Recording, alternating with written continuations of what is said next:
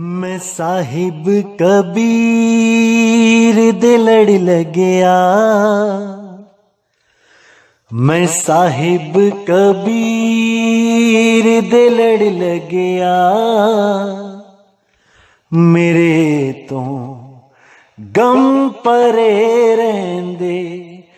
मैं साहिब कबीर दे लड़ लगया, मेरे तो गम परे रहंदे। मैं उस दाता दे लड़ लगया, मेरे तो जम परे रहंदे। मैं उस दाता दे लड़ लगया, मेरे तो जम परे रहंदे। मेरे तो जम परे रहंदे, मेरे तो जम परे रहंदे।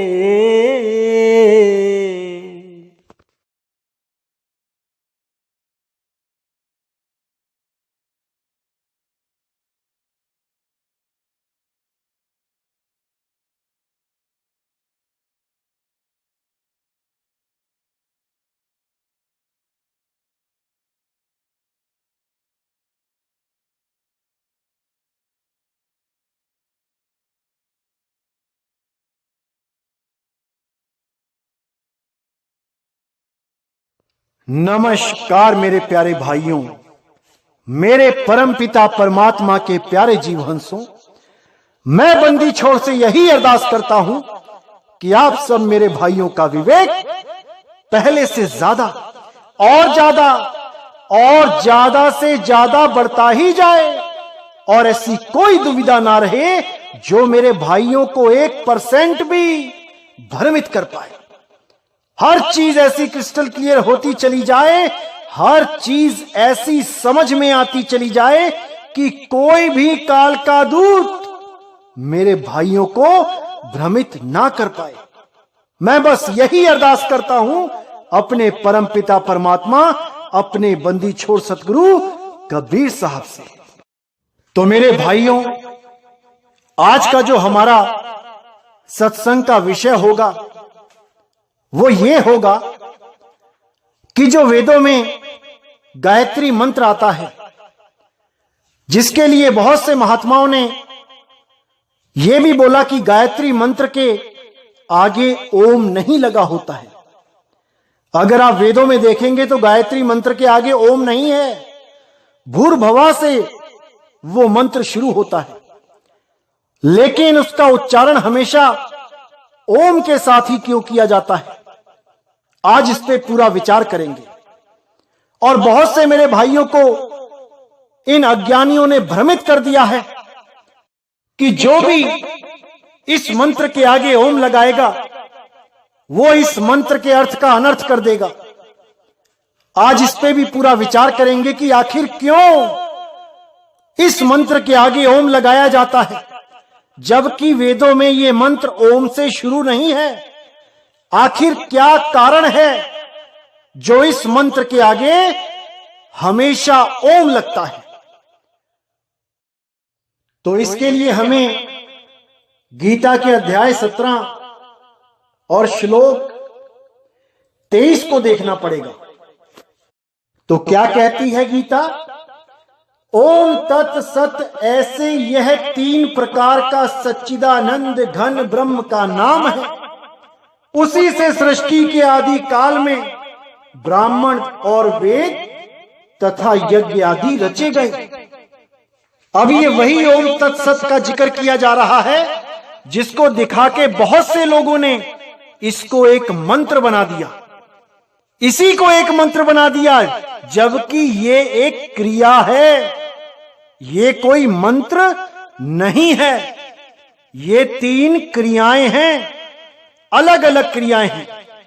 तो पहली क्रिया है ओम, जिसके लिए क्या बोला? इसलिए वेद मंत्रों का उच्चारण करने वाले श्रेष्ठ पुरुषों की शास्त्र विधि से नियत यज्ञ, दान और तप रूप क्रियाएं सदा ओम इस परमात्मा के नाम को उच्चारण करके ही आरंभ होती है। तो यानी कोई भी क्रिया करनी है, कोई भी वेदों का मंत्र, जप, तप, व्रत कुछ भी करना है, कोई भी धार्मिक क्रिया करनी है तो शुरुआत ओम से ही करनी है। इसीलिए ये मंत्र जिसके आगे ओम नहीं लिखा है, उस मंत्र की भी शुरुआत ओम से ही करनी पड़ेगी, क्योंकि ये उन श्रेष्ठ पुरुषों की शास्त्र विधि है। ये मनमाना आचरण नहीं है। और जो मनमाने आचरण से इन मंत्रों का जाप करेगा, उसको ना तो यहां सुख मिलेगा और ना परलोक में सुख मिलेगा। इसीलिए जो ओम का उच्चारण इस मंत्र से पहले नहीं करते हैं, असल में वो मनमाना आचरण कर रहे हैं, क्योंकि शास्त्र विधि तो कुछ और है।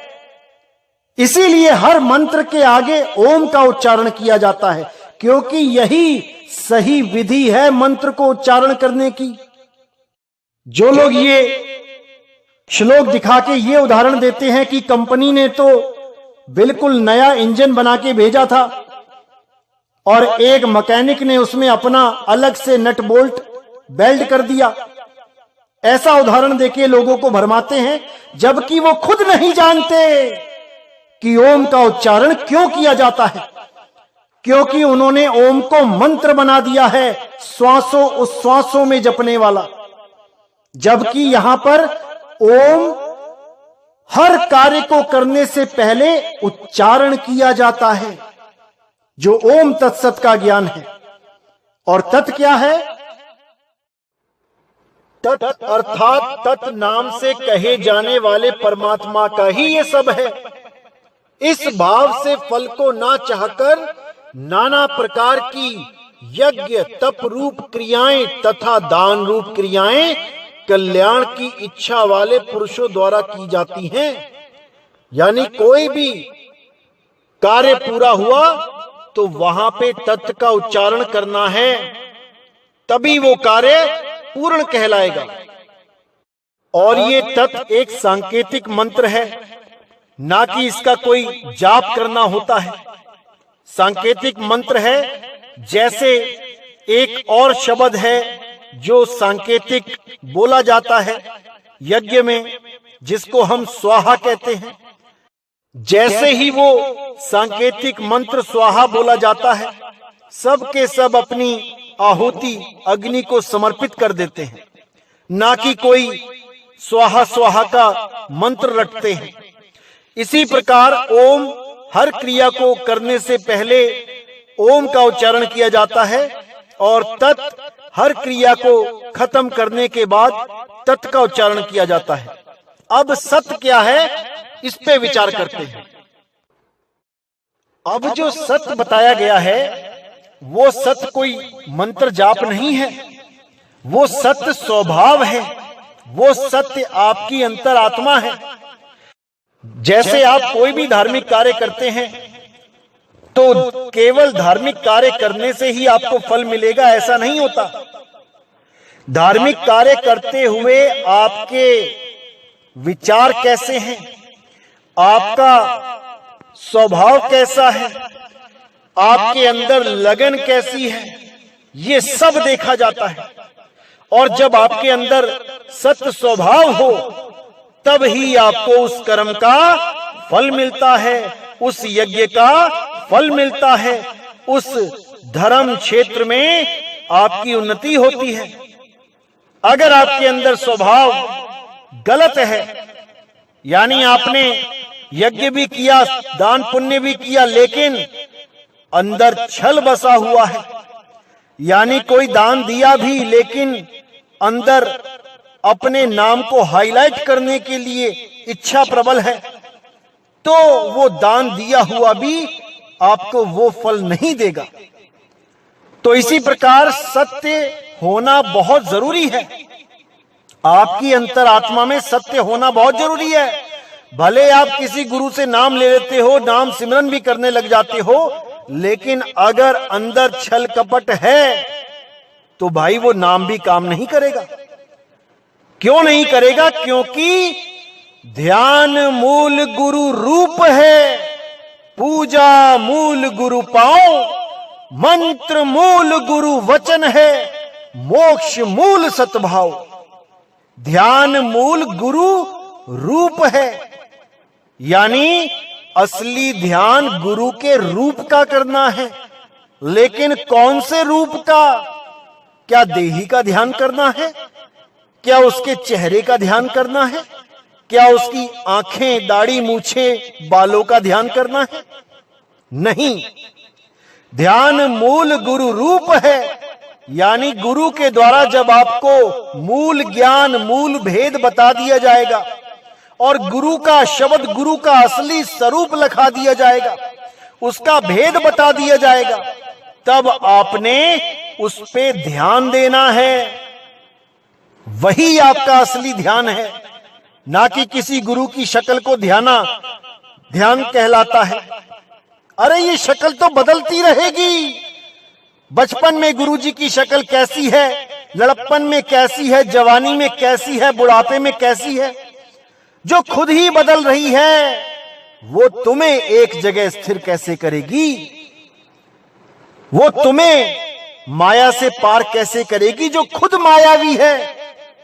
जो बदले सो माया संतों, जो चीज बदल जाती है वो माया ही है। और अगर माया का ध्यान करोगे तो माया में ही रह जाओगे। इसीलिए उस शब्द गुरु के ध्यान की बात करी है संतों ने कि उस शब्द गुरु को जानो।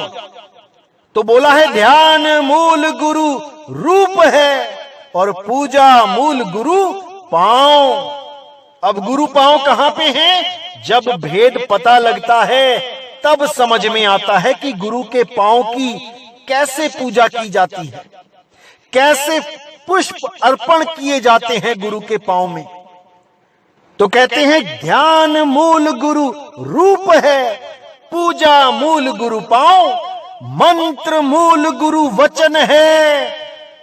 यानी कोई अलग से मंत्र नहीं देगा गुरु कि कोई मंत्र पकड़ा दिया, ओम कलियम हरियम शरियम सोहम सत्यम, या ज्योत निरंजन ओंकार आरंकार सोहं सतनाम, या सतपुरुष काल मूरत शब्द स्वरूपी राम, या धन निरंकार मैं तेरी शरण मुझे बख्श ले। ऐसा कोई मंत्र नहीं देगा वो। और अगर मंत्र देगा भी तो तुम्हारे पिछले मंत्र छुड़वाने के लिए देगा, ताकि तुम्हारे जो पीछे मंत्र तुम रट रहे हो, पिछले गुरुओं के द्वारा दिए गए हैं जो, उनको तुम्हारे दिलो दिमाग से खत्म करने के लिए वो नाम देगा। अन्यथा उस नाम की जरूरत ही नहीं पड़ती। तो कहते हैं ध्यान मूल गुरु रूप है, पूजा मूल गुरु पांव, मंत्र मूल गुरु वचन है, मोक्ष मूल सतभाव। मोक्ष मूल सतभाव। मुक्ति तुम्हारी तब होगी जब तुम्हारे अंदर सतभाव प्रकट होगा। अब सतभाव क्या होता है इस पे विचार करते हैं। सतभाव होता है आपके अंदर की सच्चाई, कि आपका स्वभाव कैसा है। कहीं आप छल कपट से भरे हुए तो नहीं हो, कहीं आप दूसरों की निंदा चुगली से भरे हुए तो नहीं हो, कहीं आप धोखाधड़ी से तो भरे हुए नहीं हो। इसको जानना है। अब ये कैसे पता लगता है कि आप सत स्वभाव धारण किए हो या असत स्वभाव धारण किए हो? ये पता लगता है परीक्षा से। जैसे सोना कितना शुद्ध है या उसमें कितनी मिलावट है, कैसे पता लगेगा? केवल देखने से पता नहीं लगता। जब उसकी परख की जाती है, जब उसकी परीक्षा ली जाती है, तब समझ में आता है कि वो सोना शुद्ध भी है या अशुद्धियों से भरा हुआ है। सोने का तो पता लग गया, इसी प्रकार हीरे का भी पता लग जाता है। हीरे को परखने के लिए उस पे घन मारा जाता है, और जब वो घन की चोट को सह लेता है तो समझ जाते हैं कि हीरा असली है। और घन की एक ही चोट में चकनाचूर हो जाता है तब भी पता लग जाता है कि ये तो कांस था। अब हमें कैसे पता लगे कि आपके अंदर सत स्वभाव है या नहीं? तो इसके लिए एक ही रास्ता है, और वो रास्ता है परीक्षा। परीक्षा के बिना कोई भी नहीं जान सकता कि सत्य है भी या नहीं।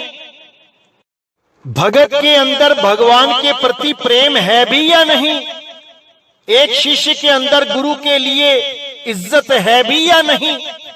कैसे पता लगेगा? जब परीक्षा ली जाएगी तब सच्चाई सामने आएगी। जैसे कबीर साहब ने भी परीक्षाएं ली, बहुत परीक्षाएं ली। एक राजा को तो 12 साल बाद नाम दीक्षा दी। परीक्षा ले लेके, परख कर करके उसको 12 साल इंतजार करवाया, और जब वो परीक्षा में पास हुआ तब जाके उसे नाम की दात बख्शी। इसी प्रकार जब 64 लाख शिष्य हो गए तब भी परीक्षा ली। एक वैश्य के गले में बाहें डाल के और दूसरे हाथ में गंगा जल यानी बोतल में पानी डाल के जैसे ये दिखाई दे कि शराब की बोतल पकड़ी है, निकल पड़े गलियों में। उसके बाद क्या हुआ ये आपको भी पता है। सारे शिष्य हिल गए कि ये क्या हो गया।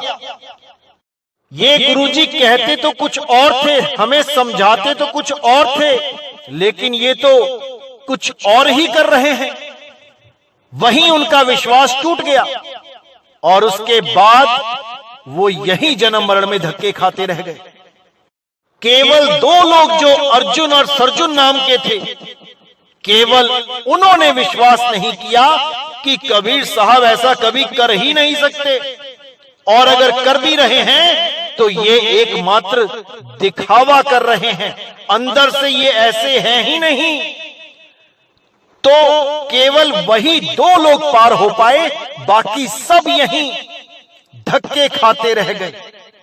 गुरु परीक्षाएं लेता है, उसी से परख कर पाता है कि ये शिष्य को पार करना है कि नहीं, ये शिष्य पार होने लायक है या नहीं। इसी प्रकार नितिन दास भी परीक्षाएं लेता है, क्योंकि मुझे पता है इस पंथ में आने के बाद सब ज्ञानी बन जाते हैं, सब बड़ी बड़ी बातें करने लग जाते हैं। करनी 0 होती है, लेकिन बातें ऐसी करेंगे जैसे सार शब्द इनको आज ही प्राप्त हो गया, आज ही नाम लेके। कुछ लोग तो ऐसे हैं जो कहते हैं गुरुजी ने मुझे जिस वक्त दिया उसी वक्त मुझे सार शब्द प्राप्त हो गया। ऐसे ढोंगी भी हैं, केवल दूसरों के सामने अपने आप को ऊंचा दिखाने के लिए कि तुम्हें नाम दिया, तुम्हें 1 साल हो गया, कुछ नहीं मिला, मुझे तो एक ही पल में सार शब्द प्रकट हो गया। ऐसे पाखंडी भी इस पंथ में घुस चुके हैं जो दूसरों को भ्रमित करते हैं। अब वो कहते हैं कि हमें भी गुरु मानो, हमारा भी सार शब्द प्रकट हो गया 1 पल में, अब हम भी तुम्हारे गुरु हैं, हमें गुरु जैसा ही मानो। ये सब इस पंथ में घुस तो गए हैं, लेकिन मेरे भाइयों 2023 खत्म होने से पहले पहले इन सबको बाहर का रास्ता दिखा दिया जाएगा, क्योंकि इस पंथ में केवल एक गुरु होगा, और वो होगा शब्द गुरु, और बाकी सब के सब उस शब्द गुरु के शिष्य होंगे। इतना अच्छी तरह समझ लेना चाहिए आप लोगों को, और जो ये अभी भी नहीं समझ पा रहा है फिर उसको वक्त ही समझाएगा। बस तुमने अपने विकारों को शांत करना है और अपने बर्तन को सीधा करना है, इसके अलावा और कुछ नहीं करना। गुरु से तो केवल एक मोहर लगवानी होती है, बाकी सारा कार्य तो परमात्मा स्वयं करते हैं। वो परमात्मा सब पर दया करते हैं। गुरु तो केवल एक मीडिएटर होता है जो तुम्हें सत्य और असत्य का भेद बताता है, असत्य को छुड़वा देता है और सत्य को लखा देता है। इसीलिए बोला गया, सोई गुरु पूरा कहावे, जो 2 अक्षर का भेद बतावे। एक छुड़ावे एक लखावे, तब प्राणी निज घर को जावे। नकली अक्षरों को छुड़वा दे और सतनाम को लखा दे, कृत्रिम नाम को छुड़वा दे और परमात्मा के असली नाम का लखाव करा दे। इसीलिए ग्रंथ साहब में भी बोला गया, कृत्रिम नाम कथे तेरे जिहिबा, सत्य नाम तेरा परापुर बला। लेकिन सत्य नाम प्रकट कब होता है? जब सत्य स्वभाव होता है। जब तक तुम्हारा स्वभाव सत्य नहीं है, वो सतनाम प्रकट हो ही नहीं सकता। और किसका स्वभाव सत्य है और किसका स्वभाव असत्य है, ये तो परखने के बाद ही पता लगता है। इसीलिए सारे गुरु अपने शिष्यों का एग्जाम लेते हैं। जैसे आप स्कूल में पढ़ते हो और आपको कोई टीचर बहुत पसंद करता है, भले आपको क्यों ना पसंद करता हो, एग्जाम तो आपको भी देना ही पड़ेगा और वो टीचर आपका एग्जाम जरूर लेगा। क्योंकि एग्जाम लेने के बाद ही, परीक्षा होने के बाद ही पता लगता है कि शिष्य कितना लायक है या कितना नालायक है। इसी प्रकार हर गुरु अपने शिष्य की परीक्षा लेता है और वो पास और फेल भी करता है, इसमें कोई दो राय नहीं। कबीर साहब ने, रविदास जी महाराज ने, दादू जी ने, गरीबदास जी ने बहुत सी परीक्षाएं ली अपने शिष्यों की, और परीक्षा लेते हुए उन्होंने एक बार भी ये नहीं सोचा कि दुनिया मुझे क्या कहेगी। जैसे कबीर साहब ने परीक्षा ली, वैश्या के गले में हाथ डाला, हाथ में बोतल पकड़ी, एक बार भी नहीं सोचा कि मेरे लिए दुनिया क्या सोचेगी। क्योंकि संत तो मान अपमान से ऊपर उठ जाते हैं, उन्हें किसी चीज की चिंता नहीं होती कि कौन उनके बारे में क्या सोच रहा है। उन्हें तो केवल अपने हंस इकट्ठे करने होते हैं और यहां से पार करने होते हैं, इस 3 लोक से पार करने होते हैं। और वो पार तभी होंगे जब सत्य स्वभाव आएगा। गुरु बहुत तरीकों से परीक्षा लेते हैं। एक बार एक गुरु ने अपनी क्लास में बच्चों की परीक्षा ली। कैसे परीक्षा ली? उनसे कोई सवाल नहीं पूछा कि इसका जवाब दो, जो जवाब देगा वो पास, जो नहीं देगा वो फेल। बल्कि उस गुरु ने क्या किया, 1 2 का पहाड़ा लिखा। 2 एकम 2, 2 दूनी 4, 2 तिया 6, 2 चौके 8, 2 पंजे 10, 2 छिके 12, 2 सत्ते 14, 2 अट्ठे 16। अब 2 नाया 18 की जगह उसने लिख दिया 2 नाया 81। 8 आगे कर दिया, 1 पीछे कर दिया और 2 दहाई 10 लिख के ब्लैक बोर्ड पे शांति से अपनी चेयर पे बैठ गया। और बच्चों को बोला कि बच्चों ये नोट करके अपनी अपनी कॉपियां दिखाओ, मैं चेक करूंगी। तो सब बच्चों ने वो पहाड़ा नोट कर लिया और उसमें से एक बच्चा अपने टीचर के पास गया और उसके कान में बोला कि मैडम, आपने 2 नाए 18 की जगह 81 लिख दिया है। शायद ये आपने गलती से जल्दबाजी में लिख दिया है, आपका शायद ध्यान ना होगा लिखने में, तो मैं आपसे विनती करता हूं कि आप इसको सही कर दें। टीचर ने उसको शांत रहने का इशारा करके अपनी सीट पे जाके बैठने के लिए बोल दिया। अब बाकी बच्चे जब कॉपी लेके आए तो सबने ही 81 लिखा हुआ था, क्योंकि उन्होंने ध्यान ही नहीं दिया कि ब्लैक बोर्ड पे क्या लिखा हुआ है, बल्कि उन्होंने टीचर पे विश्वास किया कि जो टीचर ने लिखा होगा वो सही लिखा होगा। लेकिन एक बच्चा ऐसा भी था जिसने पूरी क्लास में टीचर का मजाक उड़ाते हुए बोला कि हमारी टीचर को तो कुछ आता ही नहीं है, 2 का पहाड़ा भी गलत है, इनको कुछ आता ही नहीं है, इनसे अच्छा तो मैं पढ़ा दूं। अब जब उसने ऐसा बोला तो टीचर समझ गया कि किसके दिल में मेरे लिए इज्जत है और कौन केवल दिखावा करता है इज्जत करने का। रोज गुड मॉर्निंग गुड इवनिंग बोलेंगे, लेकिन आज इसने मेरा ऐसा मजाक उड़ा दिया, आज इसने ये साबित कर दिया कि वो सब झूठ है जो आज तक वो दिखावा करता आया है। और बाकी लोग जो टीचर पे विश्वास करके 2 नाया 81 लिख के लेके आ गए, अब ऐसा नहीं है कि वो टीचर उनको 2 नाया 81 ही पढ़ने देगा, वो उनको सच्चाई बताएगा कि 2 नाया 18 होते हैं, 81 नहीं। लेकिन टीचर ने जो परीक्षा लेनी थी वो तो ले ही ली है। परीक्षाएं होती हैं परख करने के लिए कि हमारे जितने भी शिष्य हैं उनके दिल में गुरु के लिए भाव क्या है। जिस गुरु से उन्हें ये परम ज्ञान प्राप्त हो रहा है, आखिर उस गुरु को वो लोग अपने जीवन में कितनी अहमियत देते हैं, ये सब देखा जाता है, ये सब जाना जाता है। तब जाके कोई जीव मुक्ति का पद प्राप्त करता है, क्योंकि बिना सद्भाव के आपका कल्याण कभी नहीं हो सकता। ऐसे ऐसे शिष्य हैं इस दुनिया में जिनके गुरुओं ने उसके साथ क्या कुछ नहीं किया, इतना बुरा किया कि आप सोच भी नहीं सकते।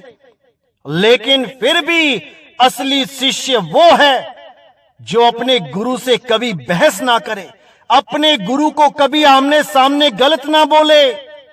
असली शिष्य वो है जो सारे गम को पी जाए, भले उसके गुरु ने उसके खिलाफ कितना ही जहर क्यों नहीं उगल दिया, लेकिन वो अपने गुरु को कभी किसी के सामने गलत नहीं बोलेगा, क्योंकि वो शिष्य एक बात अच्छी तरह जानता है कि जो करेगा सो भरेगा। इस दुनिया में जो भी कुछ किया जाएगा, चाहे वो शिष्य के द्वारा किया जाएगा, चाहे वो गुरु के द्वारा किया जाएगा, उसका फल तो दोनों को ही भोगना होगा। तो क्यों किसी के लिए गलत बोल के और कर्मों का भार अपने सिर पे रखा जाए। जो कर रहा है प्रकृति अपने आप उसको सजा देगी। हम कौन होते हैं किसी को भला बुरा बोलने वाले, कभी नहीं। तो जैसे कि बाकी गुरु भी परीक्षा लेते हैं, नितिन दास भी परीक्षा लेता है कि कौन इस पंथ में टिकने लायक है और कौन इस पंथ से बाहर जाने के लायक है। क्योंकि 2023 के अंत में सबको पता लग जाएगा कि कौन इस पंथ में है और कौन इस पंथ में नहीं है। क्योंकि ये लोग अगर इस पंथ में टिके रहे, छुपे रहे, तो ये आगे जाके बहुत बड़ा जीवों का नुकसान करेंगे। इसलिए इन लोग की परीक्षा लेनी बहुत जरूरी है।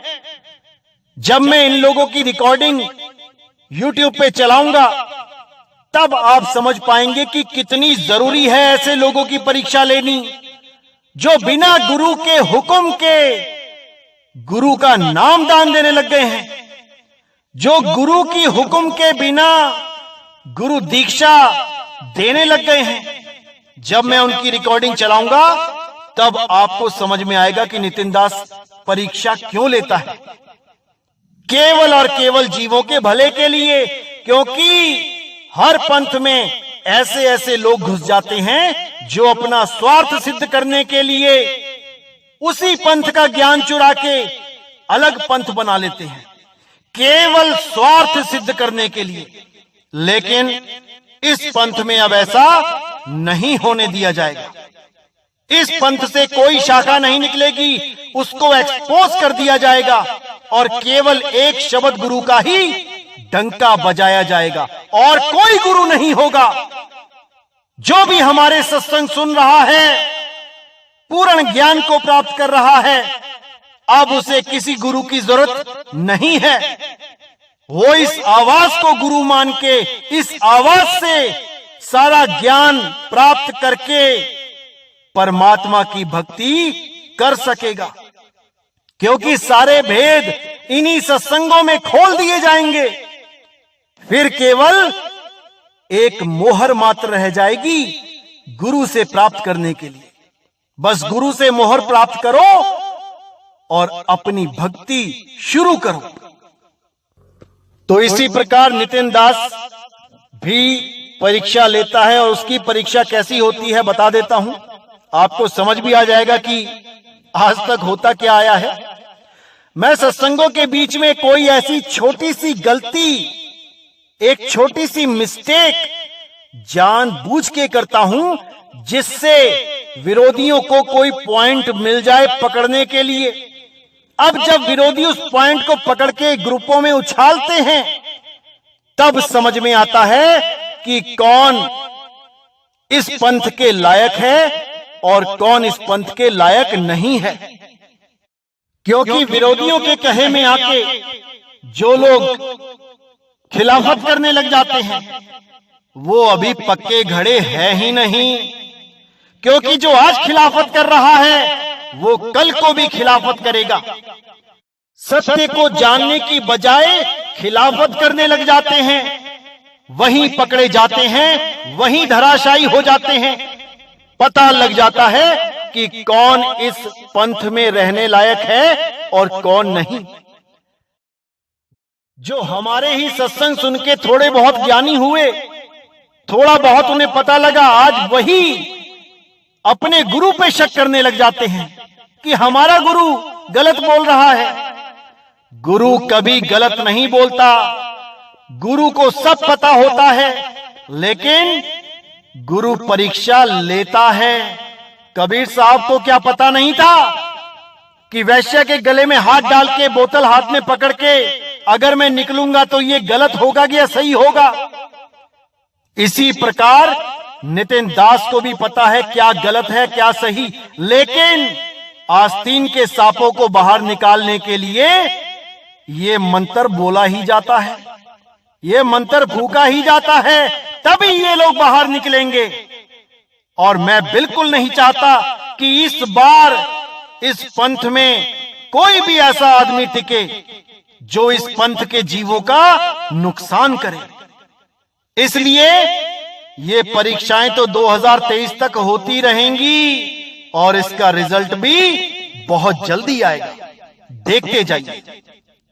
तो मेरे भाइयों, सत्य स्वभाव वो होता है कि अगर आपको पता लग भी गया कि किसी ने कुछ गलत बोला है तो वहां पे आपको उलझना नहीं है, आपको बहस नहीं करनी है, आपको उसकी सच्चाई जाननी चाहिए कि ऐसा क्यों बोला। तब जाके निर्णय लेना चाहिए कि मुझे आगे क्या करना है। अगर मैं किसी को कहता हूं कि वक्त आने पे सत्य पता लग जाएगा, तो वहां पे उसे शांत होना चाहिए, ना कि बहस करनी चाहिए कि नहीं मुझे आज ही बताओ। हर चीज समय पे होती है मेरे भाई, हर चीज समय पे होती है, बस समय का इंतजार करो, हर चीज सामने आ जाएगी, हर चीज का खुलासा हो जाएगा, केवल समय का इंतजार करो। तो भाई सत्य स्वभाव बहुत जरूरी है। सत्य स्वभाव के बिना किसी की मुक्ति नहीं हो सकती। यही गीता में बोला गया कि कोई भी धार्मिक कार्य करने से पहले, कोई भी मंत्र बोलने से पहले, कोई भी जप तप करने से पहले ओम से शुरुआत किया जाता है और अंत में तत् बोल के पूर्ण किया जाता है। अगर ओम बोल के शुरू भी किया और तत् बोल के अंत भी कर दिया, फिर भी अगर आपका स्वभाव सत्य नहीं है तो वो फल नहीं मिलेगा। इसीलिए ओम तत् सत्य के साथ असत्य भी बताया गया गीता में, लेकिन कोई भी आपको असत्य के बारे में नहीं बताएगा, क्योंकि उन्हें इस बात का ज्ञान ही नहीं है कि मोक्ष होता कैसे है, मुक्ति होती कैसे है। वो केवल मंत्रों को ही जपने से मुक्ति मान बैठे हैं, जबकि ऐसा नहीं होता। इसीलिए साहिब ने बोला है, ध्यान मूल गुरु रूप है, पूजा मूल गुरु पांव, मंत्र मूल गुरु वचन है, मोक्ष मूल सद्भाव। जो मोक्ष का मूल है, जो मुक्ति का मूल है, वो सद्भाव है। इसीलिए हमें केवल मूल को पकड़ना चाहिए। मूल ही सत्य है। और अगर आप इस पंथ में आए हो तो आपको भी केवल मूल ज्ञान से मतलब होना चाहिए। बाकी किसी के साथ मेरी क्या बात हो रही है, कैसे हो रही है, इससे आपको कोई मतलब नहीं होना चाहिए। क्योंकि इस पंथ में किसकी परीक्षा कैसे लेनी है वो गुरु देखेगा, वो आपका काम नहीं है। किससे क्या बात करनी है वो गुरु देखेगा, वो आपका काम नहीं है। इसलिए इस पंथ में आने से पहले अच्छी तरह विचार कर लो। इस पंथ में वही आए जिसे केवल मुक्ति से मतलब है, ना कि राजनीति करने आए इस पंथ में कि नितिन दास ने ऐसा क्यों बोला, नितिन दास ने वैसा क्यों बोला। इससे आपका कोई मतलब नहीं होना चाहिए। आपका केवल एक ही मकसद होना चाहिए इस पंथ में आने का कि मुझे मुक्ति दो, हे परमपिता परमात्मा मुझे मुक्ति दो। उसके अलावा मुझे कुछ नहीं चाहिए, कुछ नहीं मांगता मैं तुमसे। जिस दिन तुम्हें ऐसा लगे कि तुम्हारी अवस्था ऐसी हो गई है, केवल तभी नाम लेने आना, वरना इस पंथ में आने की कोई जरूरत नहीं है। केवल मुक्ति की आस लेके आना, अन्यथा इस पंथ में आप टिक ही नहीं पाओगे। क्योंकि जो भी एक बार पॉलिटिक्स में पड़ गया, राजनीति में पड़ गया, फालतू की बहसबाजियों में पड़ गया, उसके बस की बात नहीं रह जाती भक्ति करना। इसीलिए साहिब ने कहा, भक्ति करे कोई सूरमा, जात वर्ण कुल खोए। हर चीज से अपने ध्यान को हटा दो, केवल और केवल मुक्ति की बात करो, सार शब्द की बात करो। बाकी बातों को भूल जाओ, छोड़ दो सबको। तो जब भी आना है पक्के पैर होके आना है। कच्चा घड़ा इस पंथ में टिक ही नहीं सकता, टिक ही नहीं सकता। तो मेरे भाइयों, आज का विषय यहीं समाप्त करते हैं और अगला सत्संग बहुत जल्दी आएगा। और जो भी मेरे भाई अभी नए नए सत्संग से जुड़े हैं, उनसे मैं यही कहना चाहूंगा कि पूरे ज्ञान को समझने के लिए 1 नंबर से स्टार्ट करें, उसके बाद धीरे धीरे आगे की तरफ बढ़ते जाएं। 1 के बाद 2, 2 के बाद 3 करते हुए सुनेंगे तो हर चीज समझ में आने लग जाएगी और ऐसा कुछ भी नहीं बचेगा जो आपकी समझ में नहीं आएगा। तो जरूर 1 नंबर से स्टार्ट करें और पूरे ज्ञान को अच्छी तरह समझें, क्योंकि यह मनुष्य चोला बार बार नहीं मिलेगा मेरे भाई। करोड़ों जन्म के बाद, 1,84,000 भुगतने के बाद एक बार ये जन्म मिलता है। इसको ऐसे ही नहीं गंवाना है, इसको लेखे लगाना है। तो इसी के साथ अब मुझे विदा करें। बोलिए सतगुरु बंदी छोड़ सतगुरु सत्य कबीर साहिब की सदा ही जय हो, सदा ही जय हो। मेरे मालिक की साहिब बंदगी सतनाम।